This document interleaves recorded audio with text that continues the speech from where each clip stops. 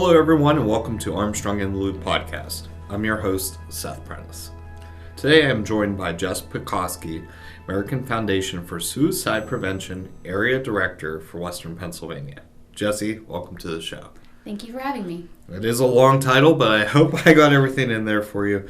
And let's get right into it. What is the American Foundation for Suicide Prevention? The American Foundation for Suicide Prevention, shorter name AFSP, is a national organization with chapters in all 50 states whose main mission is to save lives and bring hope to those affected by suicide. And we do that in a number of different ways. We do that through funding for scientific research, educational programs. We advocate on state and federal levels, and we also bring hope and support to those who have been affected by suicide loss. Your chapter is Western PA. Does that cover the entire side of the state up to Harrisburg, north, south? Where does it all cover? Well, we're 25 counties. We go up north to Erie and to the Ohio border over basically to Johnstown. Wow. And down south as well. Pennsylvania has 3 chapters, the Western and the Eastern, and then Greater Philadelphia. Are there unique programs or services that only your office offers, or is it continued anywhere you go and find AFSP? All chapters offer the same programming. Do you do any certain fundraising or grant writing to support your efforts? We do. We have specific fundraising all year. Our biggest fundraisers are AFSP Out of the Darkness walks. We do community walks that are in the fall. They usually start right after Labor Day because September is Suicide Prevention Awareness Month. And then we also offer campus walks in the spring. And then we have third-party fundraising events as well. And really, anyone who wants to sponsor or anything like that is more than welcome to either sponsor a walk or another event or have an event put on as well. Now that we've learned more about your organization, let's talk about suicide prevention. It's a tough conversation to have, but one people need to have. What are some common signs or traits people should look for? They should look for different changes in behavior, mood, so just changes in general behavior, things that are different to how someone is actually acting. And prevention methods are paying attention to those things and getting someone the help that they need whenever you start to notice and asking the question. We have a program, which we're going to talk about a little bit later, called Talk Saves Lives, and that's something that we actually really advertise is talking about mental illness and talking about suicide does help to save lives. And that's why it's so important that we do talk about it, because there is a stigma surrounding mental health and suicide, and by talking about it, we hope to reduce that stigma. Now, when you do most of your Talk Saves Lives, are you aiming this at a certain age, demographic, or are you trying to get this message out to everyone? We're trying to get the message out to everybody. We present educational programs to middle school and high school age students as well as college, different communities, faith-based communities, workplaces, basically anywhere where we can get the message out, anywhere we can get the information out. In Pennsylvania, it's the 11th leading cause of death. Wow. And it's the second leading cause of death for ages 15 to 34, the first being accidents. Statistics have shown that suicide affects more people, and more people die by suicide than homicide, war, and natural disasters combined. Has there been an increase because of social media in suicide rates, or is bullying causing some of this in schools for students? We don't like to just say it's just social media or bullying. One of the things that we talk about is that it's never just one factor. Okay. Statistics have shown that someone who dies by suicide had a mental health condition at the time of their death. That doesn't mean to say that people with mental health conditions are going to die by suicide. That's not the case. But it's never just the bullying. It's never just a job loss or social media or things like that. Obviously, things are more accessible now, and we understand that. But there's an underlying factor going on there, and there's other things that we need to be paying attention to.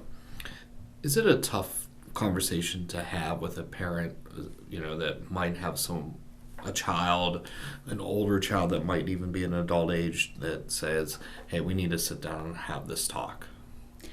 It can be, but that's why we offer these programs. We also have a More Than Sad program there is one for educators, there's one for teens, and there's one for parents specifically. And we do present those to the various communities out there who want us to come out and present it. So there is a parent version, and it gives tips and, again, prevention methods and ways to talk and notice signs in their children to be able to start that conversation and have the conversation. Do you have any statistics to share locally and nationally? I know we spoke already about a couple statistics, but any that could give a more in-depth look? Well, nationally, suicide is the 10th leading cause of death in the United States. We talked about Pennsylvania earlier, but in 2017, more than 47,000 people died by suicide.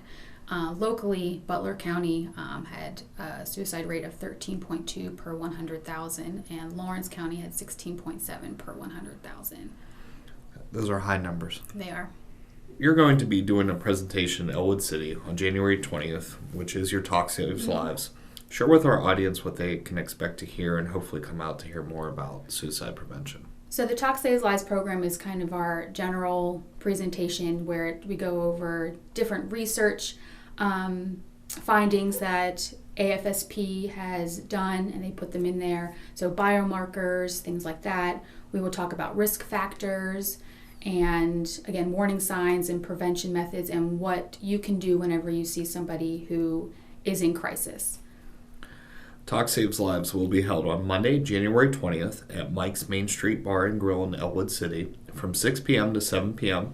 RSVPs are being taken by the Ellwood City Chamber, and their number is 724-758-5501, and will also be in the show notes. Is there anything, Jesse, that we might not have discussed today that you would like to get out there that might even be in your Talk Saves Lives that we can briefly touch upon to help give the listeners a little more impact on ways that they might be able to help save a life? Well, they can always call the Suicide Prevention Lifeline. It's 1-800-273-8255, so 1-800-273-TALK. And they can always do the text line, which is 741-741. It's very easy. A lot of people these days do not like to call someone on the phone, so they can always text. So if you are with someone and they don't want to make the phone call, you can make the phone call. And what's nice about the Lifeline is if you call, it will direct you to a crisis center that's near you. So wherever you are, it will connect you to the closest crisis center to have a conversation. And it's 24/7. Both the Lifeline and the text line are 24/7. And with AFSP, all of these programs that we offer, all of the things that we do, the support for survivors, we do them at no cost.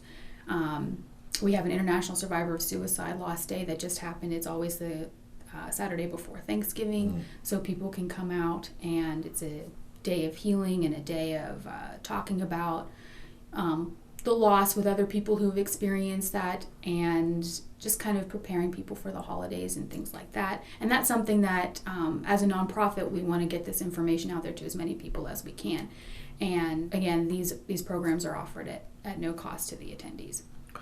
Does the new national number that's going to be a 3-digit number help bring more awareness and attention to help save somebody? We hope so. We hope so. By making it easier to remember and more and easily accessible, we're hoping that's what it's going to do. Well, Jesse, I thank you so much for coming on the show today. I know that once again this is not an easy subject, but I hope what your mission is and your organization, you're saving lives every day. Thank you. And once again, you can come out and hear Jesse's presentation of Talk Saves Lives on January 20th in Ellwood City for Armstrong in the Loop podcast. I'm Seth Prentice, keeping you in the loop.